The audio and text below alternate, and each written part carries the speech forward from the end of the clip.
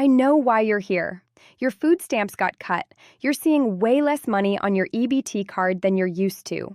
You're panicking because you don't know how you're going to feed your family this month. You're wondering if this is a mistake, if you can fix it, if it's going to get better, or if this is your new reality. And you're terrified because nobody is giving you straight answers. I'm going to give you those answers right now. I'm going to tell you exactly what happened, why it happened, who it affects, how much you're losing, whether you can do anything about it, and most importantly, what you need to do right now to survive this. No political spin, no sugarcoating, just the truth about what's happening to SNAP benefits and what it means for you. Hit that like button right now because millions of people are in the same situation as you, and they need this information. When you like this video, it reaches more families who are scared and confused. Do it now. Let me start with the bottom line because I know you're stressed and you need answers fast. As of November 1st, 2025, everyone receiving SNAP benefits, food stamps, is only getting 65% of what they used to get. Not 90%, not 80%, 65%. That means if you were getting $300 per month before, you're now getting $195. If you were getting $500, you're now getting $325. If you were getting $800 for your family, you're now getting $520. You just lost over a third of your food money, and it happened overnight. This is not a mistake on your account. This is not something wrong with your case. This is a national cut that affects every single person receiving SNAP in the entire country. Every state, every recipient, everyone. The only tiny exception is households that are so small that by law they have to receive a minimum amount, but even those people are getting less than before. Everyone else, you're getting 65% of what you used to get, and that's it. Subscribe to this channel right now and turn on notifications because this situation is developing, and I'm going to keep you updated on every change, every development, every potential solution. You need this information. Subscribe now. Now let me tell you why this happened because understanding the why helps you understand if it can be fixed. The USDA, the federal agency that runs SNAP, ran out of money. That's the simple version. They didn't have enough funding to keep paying everyone their full benefits. There were also some court cases and legal issues that forced them to make cuts. So their solution was to reduce everyone's benefits to 65% across the board starting November 1st. Now, you might be thinking, how can the federal government just run out of money for food stamps? Don't they control the budget? Can't they just allocate more? And you're right to ask those questions. The reality is that SNAP funding comes from Congress. Congress has to appropriate money for these programs every year. And for various reasons, political and budgetary, Congress didn't provide enough funding to maintain full benefits. So the USDA had to make a choice, and they chose to cut everyone's benefits by 35% rather than cut some people off entirely. Let me be very clear about who this affects because I want you to understand you're not alone. This affects millions of Americans, families with kids, single parents, elderly people living alone, people with disabilities, working people who don't make enough to afford food on their own. Everyone who receives SNAP is affected by this cut. But there are also some groups who are getting hit even harder with additional restrictions. If you're what they call an able-bodied adult without dependents, meaning you're between 18 and 65, you don't have kids or other people depending on you, and you're physically capable of working, they're now requiring you to work or do volunteer work for at least 80 hours per month. If you don't meet that requirement, you could lose SNAP entirely. This used to have more exceptions, but they've gotten much stricter about it. This also affects recent immigrants who are trying to get or keep SNAP benefits. The rules have gotten tougher. Parents with teenage children who used to have some protections are losing those protections. And here's something that's affecting a lot of people. If you're between 55 and 65 years old, you used to be somewhat protected from work requirements. Not anymore. Now you're expected to work or volunteer 80 hours a month, just like younger people, even though finding work at that age is much harder. So not only is everyone's benefit cut to 65%, but a lot of people are also facing these new work requirements that could kick them off SNAP entirely if they can't meet them. It's a double hit. Now let me answer the question I know is burning in your mind. Can you appeal this? Can you fight it? Can you get your full benefits back? The answer is going to frustrate you, but you need to hear it. You cannot appeal the 65% reduction itself. That's a national policy decision. It's not specific to your case. It's not an error.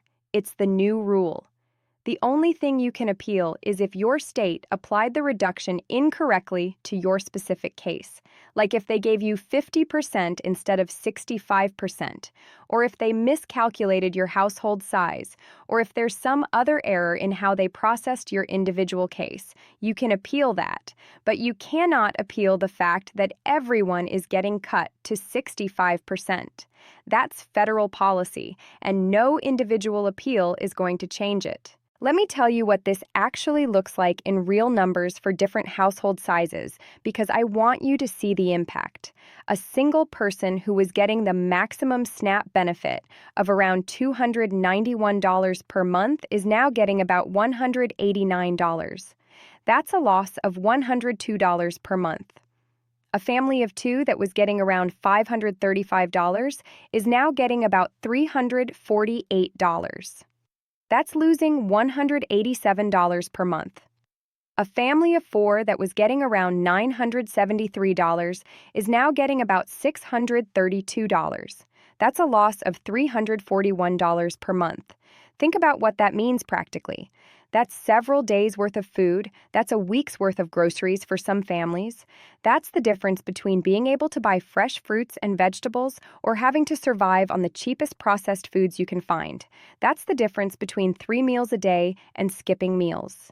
For people who are already stretching every dollar, this cut is devastating. And it gets worse. This is happening at the same time that food prices are going up because of inflation and tariffs. So not only are you getting less money, but that money buys less food than it used to. You're getting hit twice: smaller benefits and higher prices. It's a disaster for families trying to survive. Let me address something I know a lot of you are experiencing right now. The lines at food banks are insane. You've probably seen it yourself or heard about it. Food banks and soup kitchens across the country are being overwhelmed because millions of people who used to be able to get by on SNAP alone now can't. They need additional help. But here's the problem. Many food banks are also running low on supplies because the federal government has been holding back millions of pounds of food that was supposed to go to food banks. There's been bureaucratic delays and political issues holding up those deliveries. So at the exact moment when food banks are seeing massive increases in people needing help, they're getting less food to distribute. It's a perfect storm. Let me tell you what people are saying about this because I read the forums, the Facebook groups, the Reddit threads, and I'm hearing directly from people who are living this nightmare. The most common thing I'm seeing is fear. Real fear. People are terrified they're going to run out of food before the end of the month. They're scared their kids are going to go hungry. They're panicking about how to make $200 stretch for a whole month when it used to barely cover things at $300. I'm seeing people ask over and over, is this permanent? Will my benefits ever go back to normal? And the honest answer is, we don't know. This is where I have to be real with you. There is no official plan to restore benefits to 100% anytime soon. Some states are suing the federal government over this. Some advocacy groups are pushing hard for Congress to allocate more funding, but as of right now, there is no guarantee that your benefits will ever go back to what they were. In fact, and I hate to tell you this, but you need to know, some budget analysts are predicting that benefits could stay at these reduced levels for years. The Congressional Budget Office has projections showing continued reductions through 2034. Some estimates say benefits could drop another $14 per month on average beyond the current cuts. I'm not telling you this to scare you. I'm telling you because you need to plan based on reality, not on hope that things will magically get better next month. I'm also seeing a lot of anger in these forums, and honestly, it's justified. People are furious that this is happening. They're angry at the federal government. They're angry at the current administration. They're angry that politicians talk about helping people, but then cut the programs people depend on to eat. There's a lot of talk about how this feels like punishment for being poor. Like the message is, we don't care if you starve. And here's something that's making people especially angry. At the same time, benefits are being cut. There are stories about massive amounts of food being held up in warehouses because of political disputes.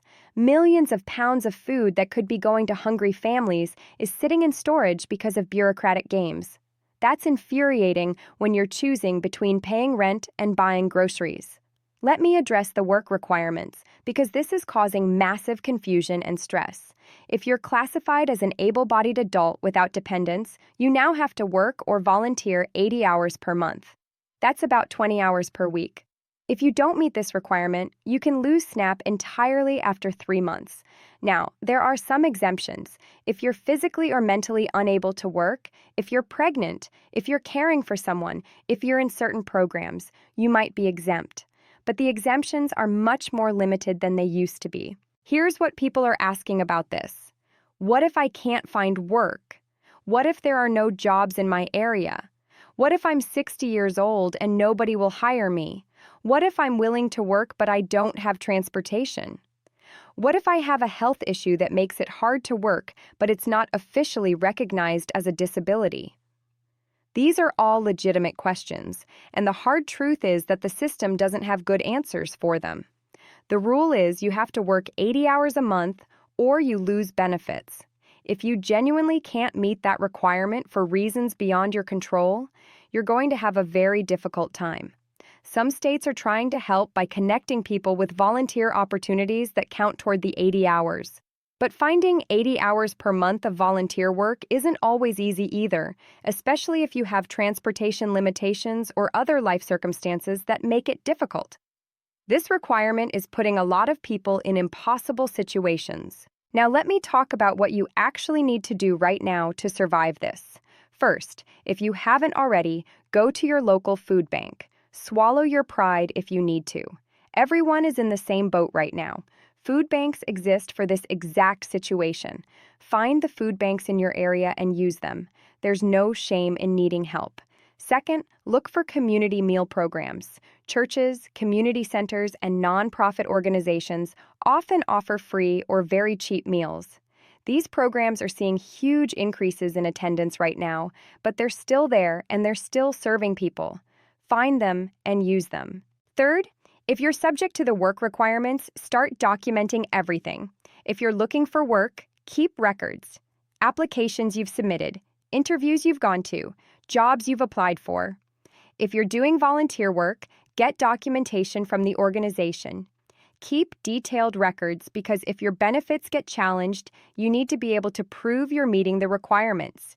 Fourth, check if you qualify for any other assistance programs you're not currently using. WIC if you have young children, free school lunch programs, local charity programs, energy assistance. Every little bit helps when your food budget just got cut by 35%. Fifth, meal plan like your life depends on it, because frankly, it does. Buy in bulk when possible. Focus on filling, cheap staples like rice, beans, pasta, oatmeal. Learn to cook from scratch if you don't already because processed foods are more expensive per serving. Stretch every dollar as far as it will go. Sixth, if you have any errors in your SNAP case, appeal them immediately. Check your household size. Check that they're calculating your income correctly. Check that they're applying any exemptions you're entitled to. Make sure they gave you 65% and not less. If there's any error, appeal it right away. Seventh, stay informed about policy changes. This is why you need to subscribe to this channel. If Congress allocates more funding, if there's a court decision, if benefits get restored or cut further, you need to know immediately so you can plan. I'm monitoring this every single day, and I'll update you. Now, let me address something I know some of you are thinking. Some of you are wondering if this is political, if this is about the current administration punishing certain groups, if this is about budget priorities that value other things over feeding poor people. And look, I'm not going to get deeply into politics on this channel, but I will say this. Cuts this severe don't happen by accident. They happen because of choices. Choices about what to fund and what not to fund. Choices about whose needs matter and whose don't. You can draw your own conclusions about those choices.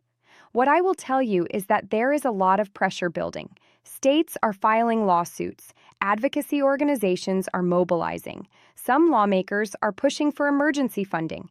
There are efforts to reverse or reduce these cuts, but efforts and results are different things. Right now, the cuts are in place, and hoping they get reversed soon is not a survival strategy. Let me also address the people who are facing recertification or renewal of their SNAP benefits. If your recertification is coming up, you need to be extra careful. The process has gotten more complicated, they're requiring more documentation, they're being stricter about work requirements. If you miss a deadline, forget a document, or don't respond to a request quickly enough, you could lose benefits entirely. Set reminders. Keep copies of everything.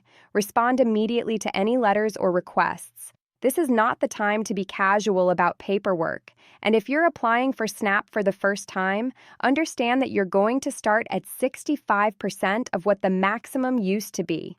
Don't look at the old benefit charts and expect to get those amounts. Whatever you see as the maximum for your household size, expect to get 65% of that. That's your new reality. Let me tell you what I'm hearing from people about how this is affecting their daily lives, because I think it's important to understand the human impact. People are skipping meals. Parents are feeding their kids, but not eating themselves. People are choosing between medications and food. Families are relying on school breakfast and lunch programs to feed their kids and then trying to stretch one meal across the evening for the whole family. Elderly people on fixed incomes are eating one meal a day.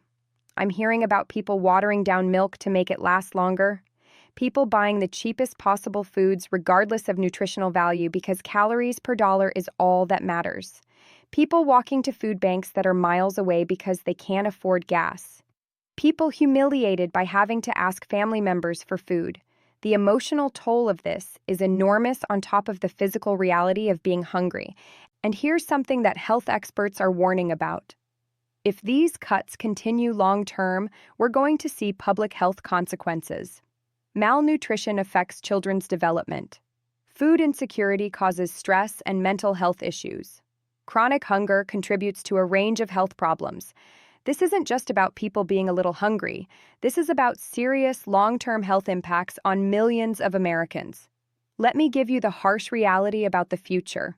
Unless Congress acts to provide more funding, these cuts are likely to stay in place.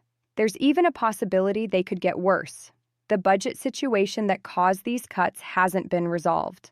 The political dynamics that led to this are still in place. Hoping that everything goes back to normal next month or next quarter is probably not realistic. What does that mean for you? It means you need to adjust to this as your new reality while still advocating for change. You need to find ways to make 65% of your old benefit work. You need to access every other resource available. You need to get creative about stretching your food budget. This isn't fair, this isn't right, but it's the situation you're in, and surviving it requires adapting to reality. Now, having said all of that, I don't want you to give up hope that things can change. Public pressure matters. When millions of people are affected by a policy, when food banks are overwhelmed, when there are widespread reports of hunger in America, that creates political pressure. Not always fast enough, not always enough to fix things, but it matters. So while you're adapting to survive the current situation, also make your voice heard. Contact your representatives. Tell them how this is affecting you. Support organizations that are fighting these cuts. Vote for people who prioritize food security.